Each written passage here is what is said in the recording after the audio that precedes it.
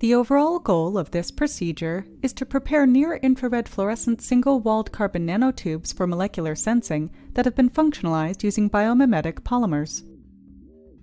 These nanosensors can enable time-resolved imaging in living tissue. For example, they can be used to detect dopamine in the brain. The main advantage of these sensors is their inherent near-infrared fluorescence, which enables imaging deeper into tissue. Synthetic sensors enable the detection of molecules without natural molecular recognition elements, making this generic method of sensors development especially useful for small molecule detection.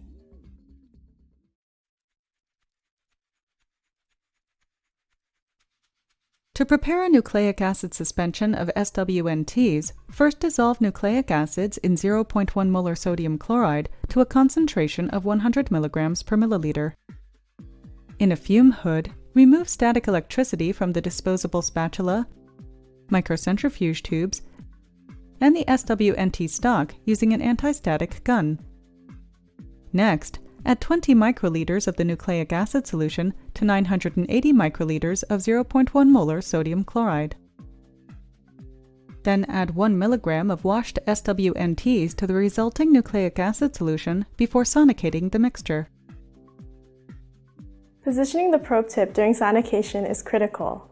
If foaming occurs, reposition the probe tip and try lowering the amplitude. Alternatively, you can try pulses of sonication or bath sonication if the suspension remains poor. Using an ultrasonicator with a 3 mm diameter tip, sonicate the solution for 10 minutes at 40% amplitude in an ice bath.